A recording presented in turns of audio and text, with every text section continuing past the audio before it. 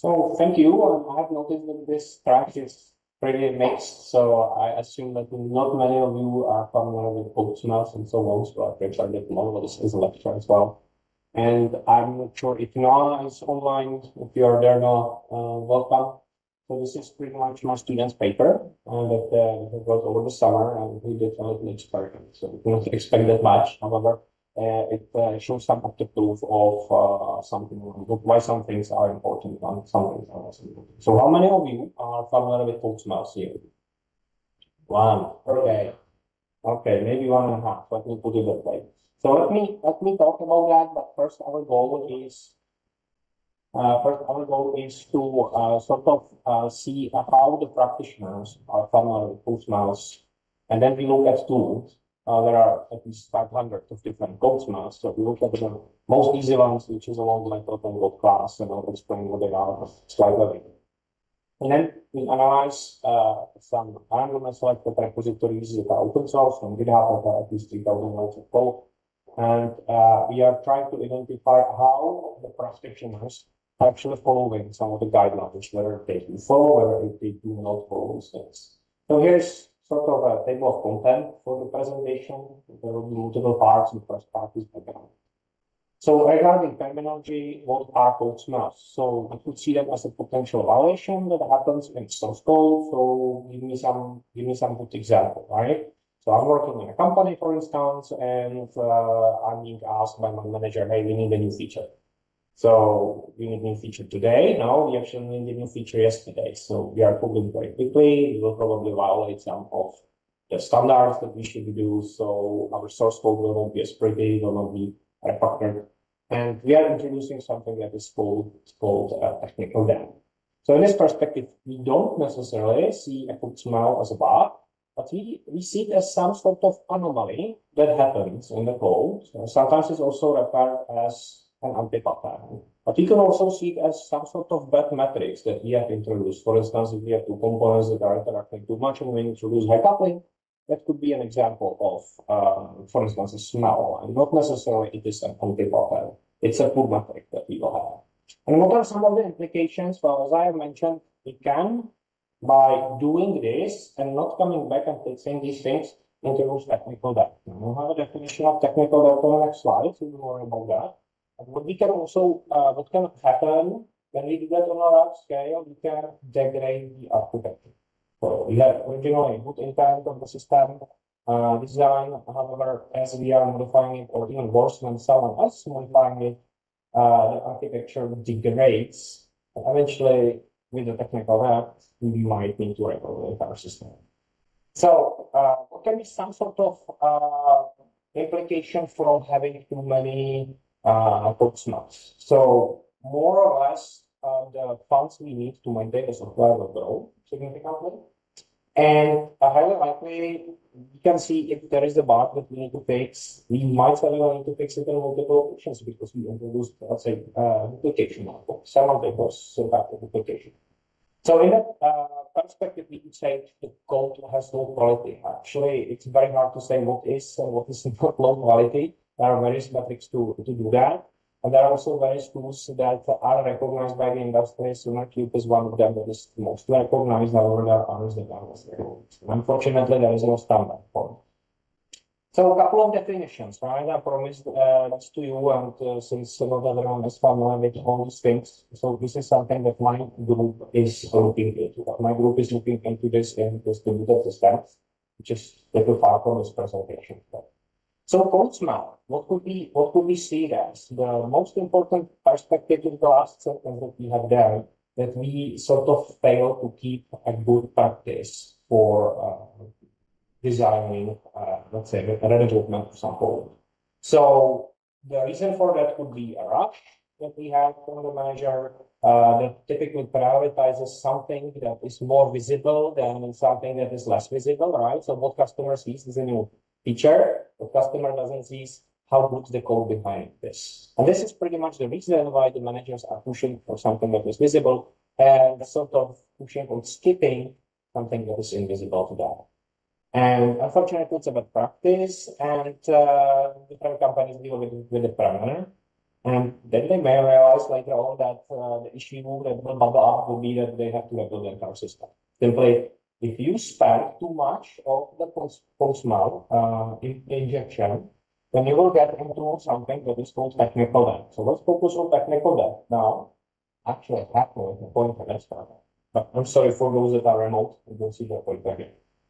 So technical debt will happen when we inject some of those anomalies, typically add code smell into the code, and we introduce that. And it is very nicely described with the regular debt that we would take. So every time we will do that, we introduce that, and we will eventually need to pay off. But when, right? There is no rush for that to pay. And the biggest problem is that the debt will eventually accumulate, and when we are keeping it there, it is charging us some kind of interest. So if we keep it there half a year, that interest typically comes with the extended costs for the maintenance. And if we see it with the monetary perspective, it's pretty much the same thing. The biggest problem is that it might happen that the debt will pretty much come on its own and will charge you the interest now when you don't expect it.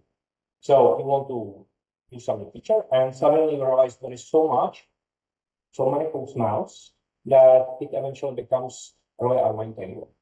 And the result could be your system very much crashes. There are many technical debts that could be, I think mine.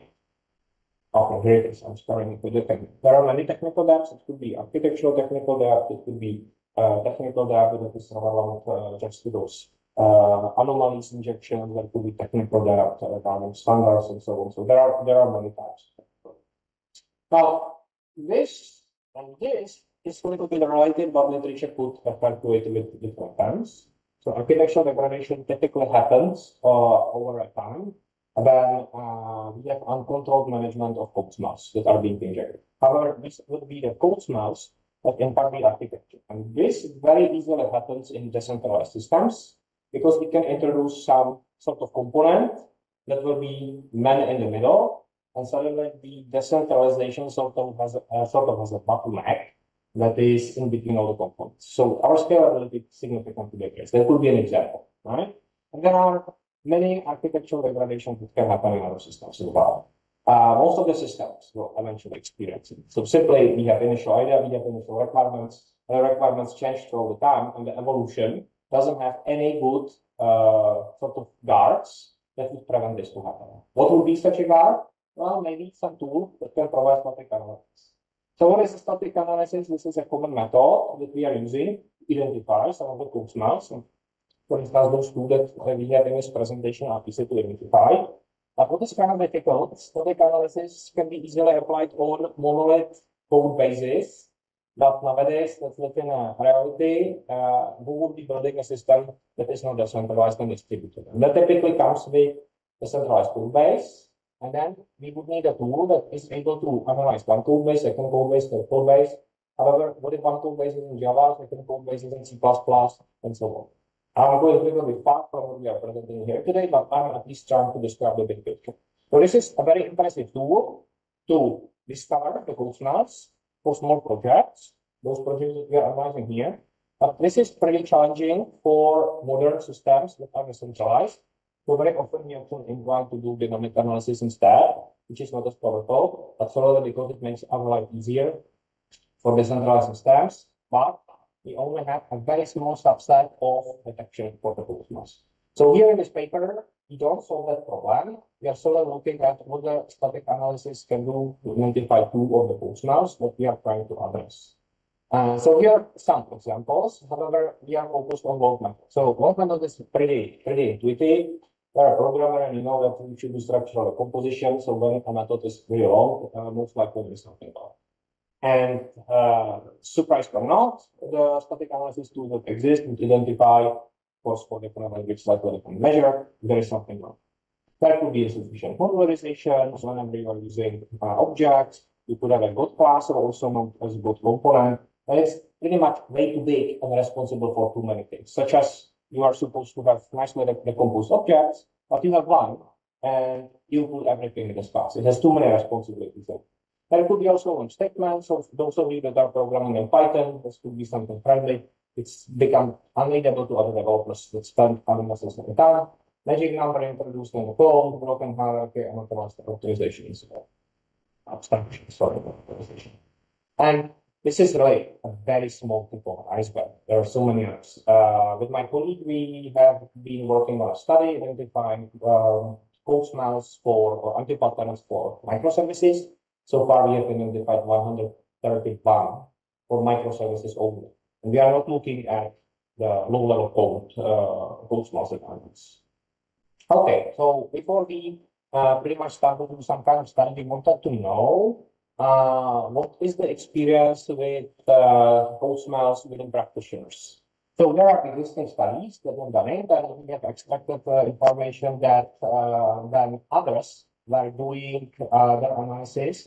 They found out that in industry 32 of practitioners have no idea what the code smells. That's very upsetting if you think about it. On the other hand, if the high school students go to work for a company, they probably have some kind of education. They will just produce this most of the code, right? 40% of developers refactor code every day. Well, this refactoring is pretty much keeping the functionality but changing the structure, but it does not necessarily mean that they are fighting with a code smell. It might be this is the style of their development, right? So they maybe have a good practice, but it's some kind of indicator of this is getting rid of a poor design. So what do we survey? We have surveyed how familiar are practitioners with code smells and technical debt, how often they encounter it, and pretty much our initial motivation was to identify if we can estimate an economic impact. We are not able to do that. There are no tools that we identified that no one knows how to do that. There are maybe 3 papers written on this topic. They are very interesting. So then we asked the practitioners how familiar they are with the tools, and because this is another subject of our research, are they familiar with any tool that will do visualization? Unfortunately, the answer was also no. So they will use tools that would visualize the code smells, which would be great for teaching students, right? Those that do not know code smells are. So they typically use some tool that fits them at all. And then we ask them how much time they actually spend on detecting or maybe refactoring those code smells. So this was a very short paper, and this was a very short survey. So there were 14 experts that we have reached out to that are in industry. And as I said, we didn't identify that they would be using any tools to visualize the smells. They did not know about any direct economic indicator. However, if you talk to architects and companies, they will come up with their own custom way to sort of estimate how to budget money for different teams. So imagine that you have a large company. There is one team spending some time on development, but also for the resources, they have to have some sort of metrics. And in fact, similar to DevOps, there is also FinOps, which is a new group that is trying to identify how to sort of chop their budget into various things, such as I'm dealing with this microservice on my cloud, but others are using it. So should I be charged the other departments for using my services because I have to pay Amazon for whatever they are, right? So developers are not allowed. Then familiarity of smells, pretty much all the respondents said, yeah, we know. So maybe we are reaching full pool, right? Regarding the tools, we have identified many that they are using. I don't know why they said Java parser because this is very abstract and doesn't give them pretty much an answer. And this is pretty much correspondent to what everyone else would be doing. So review. But many also recommended linters. So here are two GoLint and ESLint, and they are typically integrated in the continuous integration and continuous development pipelines. What else? Interesting finding. They spend 5 hours a week on refactoring. Well, that's at least measurable number. So if they work 40 hours, that's pretty significant proportion of their weekly allocated time, right? And we have identified this is our average number, but we have identified senior developers that more often than junior. You would expect it, right? It's natural that the junior developers will focus on the functionality, they are happy it works, but senior comes and says, okay, you wrote it with 100 lines of code, I could write it with 12. So what's happening? So then we would like to identify some of the patterns by the tools that we have on the literature and see if we can reason about it. So we have selected 100 repositories at random with the minimum expectation. First of all, it's Java based. And second of all, it has to have at least 300,000 lines of code, but some of the repositories we have 250,000 or more. And we were checking how they deal with mouse. So there, we started, it's a good sample for us, and we would use GitHub for selecting something that is up to date, that is currently maintained. So we would not take some dead projects. And then regarding tools, we have used for something that was identified by another org, so similar paper that was doing something like that. And we pretty much used their tool and analyzed the results that were given to us. We converted them into Excel sheet and work with it. So here is how we actually work with it. There is a selection of the repositories. If there was less, we would just go and take next one. So we need at least 8,000 lines of code. Then we would execute the tool. We would get the reports. We would add them to our aggregated report. If we have less than 100 repositories, we would do another loop. If we have enough, we would parse the data and start to do some kind of computation, right? So sometimes we would have to do it manually, but we are going for the automated approach. If we were able to match these, we would pretty much have the information that we were looking for. So we have generated a little benchmark out of this. Benchmark has the selected repositories that are online for 100 projects. And there is also an identification of different code smells. We were solely focused on two, on the load method, and then I have it written here. One of those would be the good class. We are interested in the whole benchmark available in here. And then we were looking, what does it actually say? So regardless of the good class and regardless of the load component, would it be identified? There were some projects that had plenty, right? But on average, the load method is not really that common when compared to other smells. If I would try to normalize this, because as you can see, this number of lines of codes pretty much influencing what is a project that is sort of having a lot of anomalies. So when I would normalize it for 1,000 lines of code, then the project that would have 11 load methods per this many lines of code. But we could also recalculate it that there was a project with 100 methods, and every 1.71 was a load method. It's not very pretty. And the second one would be slightly better, so only one of them. On the code class, again, we found 57, and this is pretty bad, because this is the most ugly thing that the project can have, right? And if we would look per 1,000 lines of code, we would find 3.6. I don't have, unfortunately, the measure by classes because we didn't collect the statistics. But we could assume that a class could have 1,000 lines of code. So that's pretty high number. So now the proportion, and this will be kind of funny because we can have a discussion. So this very small number and this very small number are the dot class and the load method. Then we have magic number, which is pretty much uninitialized instance. It should not be there, but very often it's there because programmers are lazy to have it in configuration, right? So nowadays the standard is the developer configuration server, which is everywhere. And uninitialized abstraction, then we have a load statement, it's pretty high, and some other stuff. So now, why are those numbers so small compared to the perspective of others? Someone has an idea? Well, I would suggest them because these are pretty obvious things, right? So if you are very little skilled developer, the first indicator that something is wrong will be when you have too much lines of code. If I would be recommending someone in Java, if it has more than 23 lines of code, I would say that okay, there's probably something you can recommend. And the same thing with the both class. So maybe even those that are not familiar with code smells, this will be some primary thing that they will focus on. So that's why the percentage is pretty small, but I gave you some outliers, right? On the first step, there was a project that didn't follow this. However, that's important as the method and not combine. Every other code smile should be also assessed, and there should be a tool that the company uses that will give them a feedback that something is wrong, because it is still introducing technical debt and it will eventually lead into extended costs. So if we look at two top smells per project, still those two, they're the dominant ones, and others, like we have it, are not even here, not months, most critical. The magic number and most statement, which was going in the previous slide. How many smells per project we would identify? Pretty many, right? This would be the average lines of code for the benchmark that we have had. And this would be how many methods on average they would have. So this is just some statistics to see what our benchmark was doing.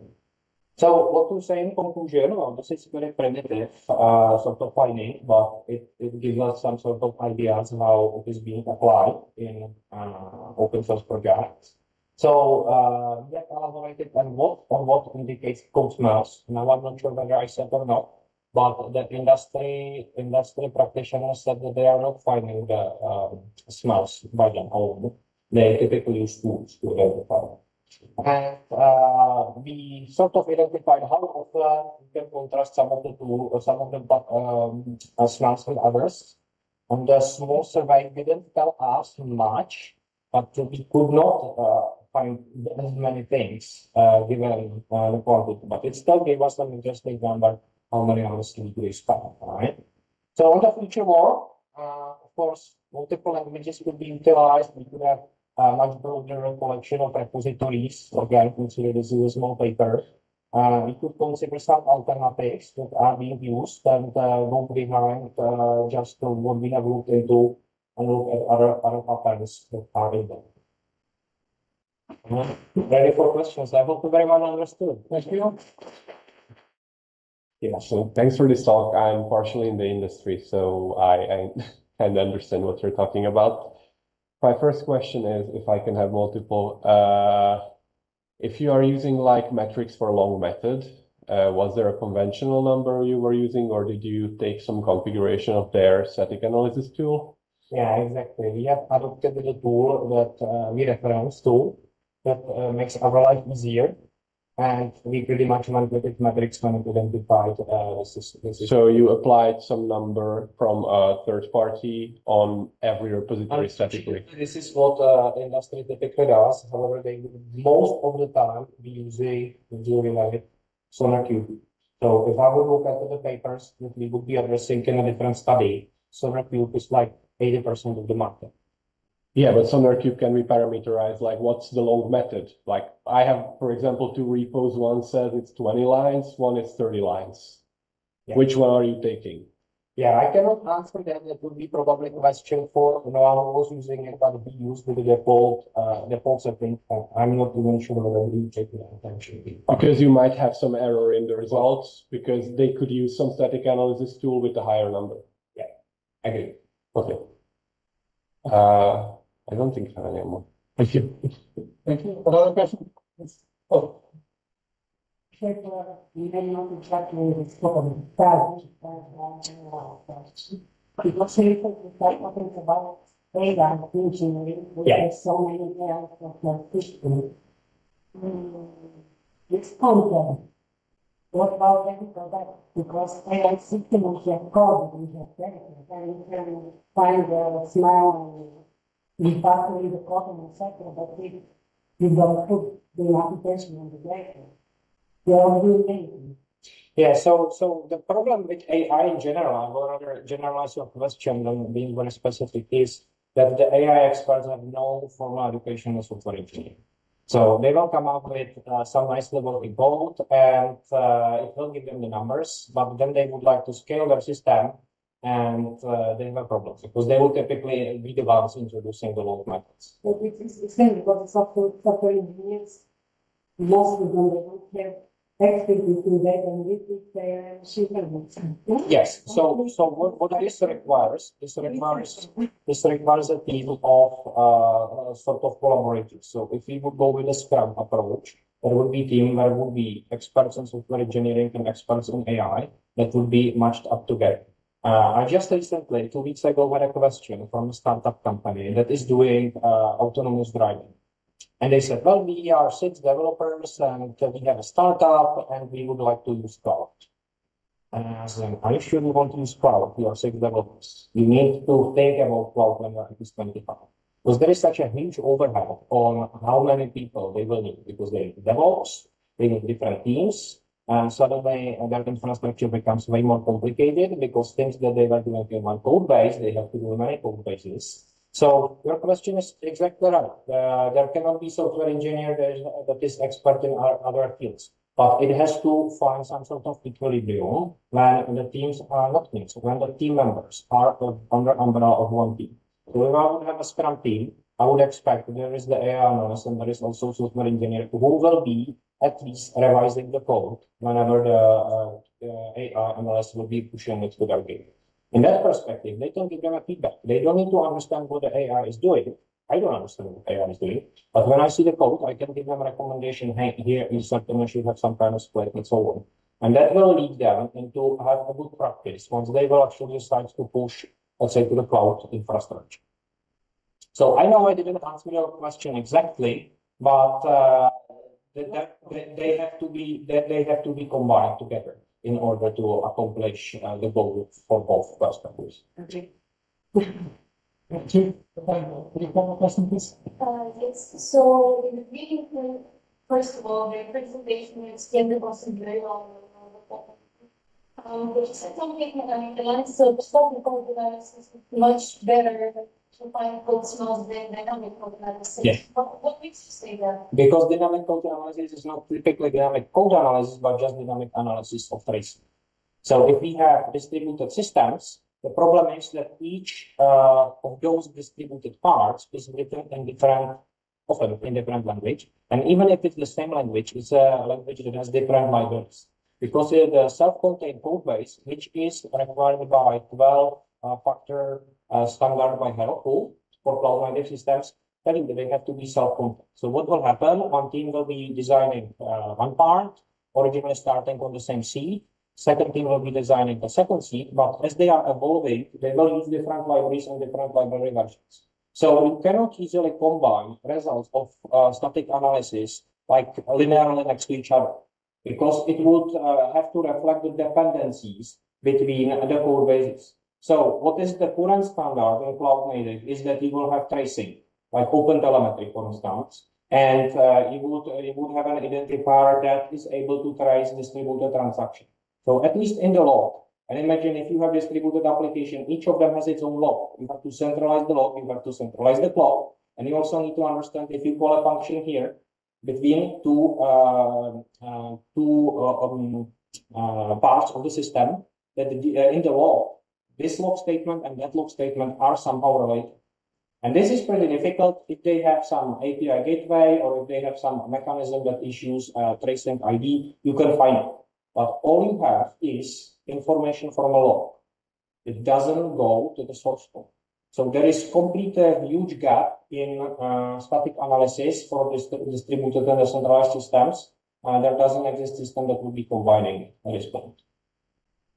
So did it answer your question why dynamic analysis is being used? Okay, yes. Okay, do you know any tool? Do you know any tool that does static analysis in distributed systems?